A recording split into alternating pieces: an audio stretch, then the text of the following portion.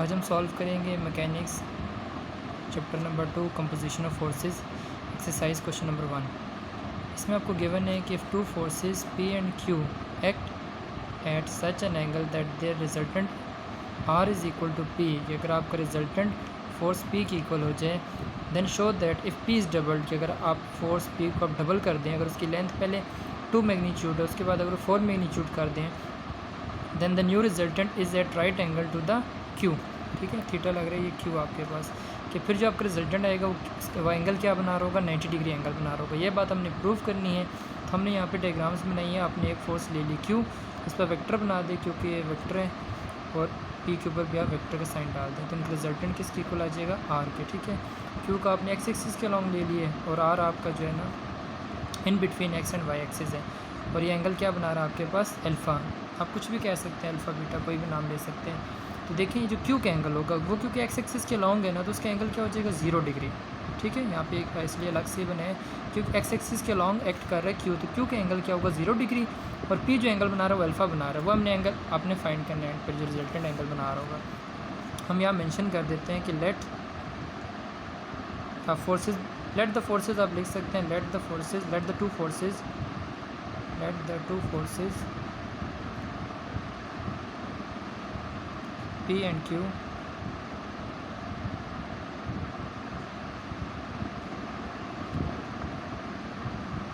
acting at point O। ठीक है, देखिए दोनों फोर्सेस किस पॉइंट पे एक्ट कर रही हैं, O पे, और एंगल क्या बना रही है, मेकिंग एन एंगल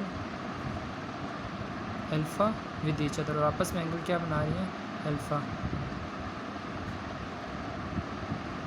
ठीक हो गया, और R इनका क्या रिजल्टेंट आप मेंशन कर सकते हैं, R इज़ द रिजल्टेंट। तो अगर आपके पास एंगल आ जाए तो उस केस में रिजल्टेंट किसकी इक्वल होता है, कि आपने फिजिक्स वगैरह में पढ़ा होगा फर्स्ट ईयर और सेकंड ईयर में भी। आपके जो फर्स्ट ईयर में आपका चैप्टर था वेक्टर्स का, उसमें आपने अक्सर चीज़ें पढ़ी होती हैं कि रिजल्टेंट आपका किसकी इक्वल होता है। 9th क्लास में भी आपका चैप्टर था 4 में रेजोल्यूशन ऑफ फोर्सेस। तो अगर आपके पास एंगल आ जाए तो देन आपका रिजल्टेंट का स्केयर किसकी इक्वल होता है, जो आपकी फोर्सेस गिवन होती हैं, P square plus Q square plus 2PQ cos alpha. ठीक है, जो भी आपका एंगल गिवन होगा, ये आपका रिजल्टेंट कब होता है कि अगर आपके एंगल गिवन हो। अगर आप एंगल ना गिवन हो तो सिंपल आपका रिजल्टेंट इक्वल होता है R स्केयर किसकी इक्वल हो जाएगा, P square plus Q square. लेकिन अगर एंगल इन्वॉल्व हो जाएगा तो फिर हम क्या लिखेंगे, R square is equal to P square plus Q square plus 2PQ cos alpha.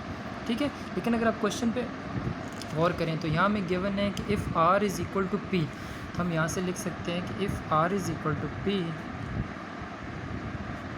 तो ये इक्वेशन अगर इसका 1 कह दें तो 1 क्या हो जाएगी, तो 1 इम्प्लाइज़ दैट 1 क्या इम्प्लाई करेगी कि हम R की जगह किस पर रिप्लेस कर दें, P को, तो P square is equal to P square plus Q square plus 2PQ cos alpha. यह आ जाएगा हमारे पास।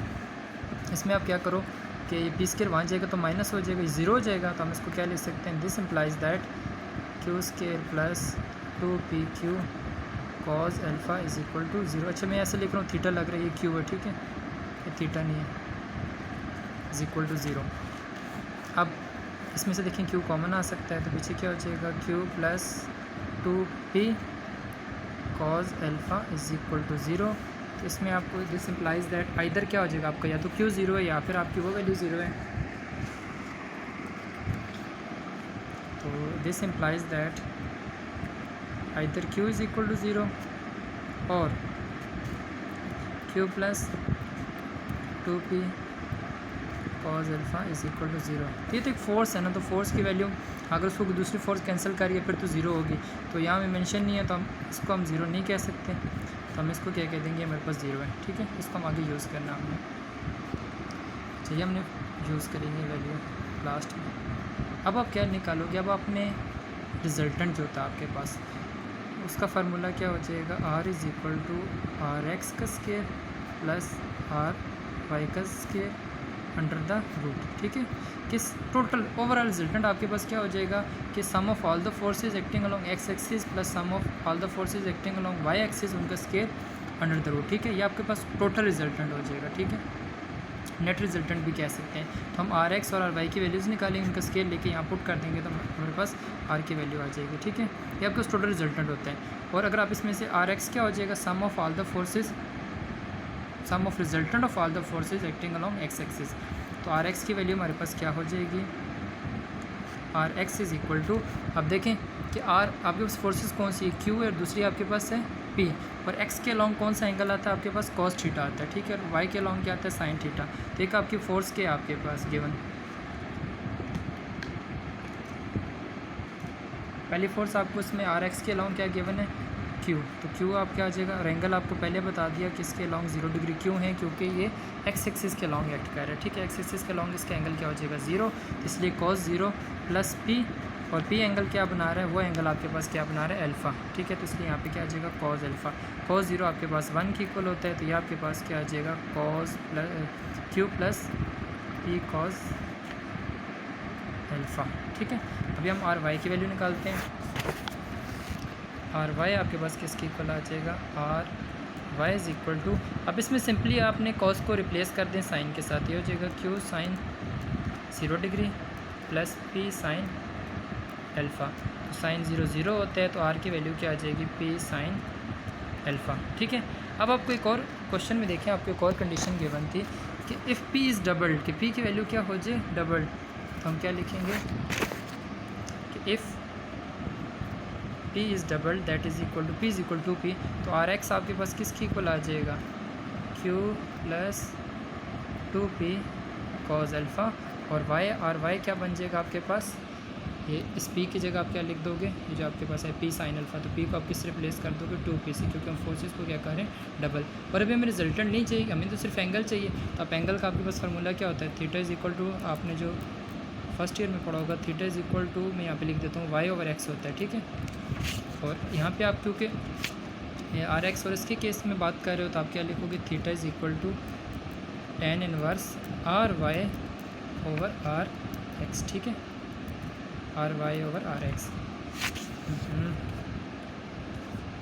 अच्छा, theta is equal to tan inverse R Y की वैल्यू हमारे पास क्या है, 2p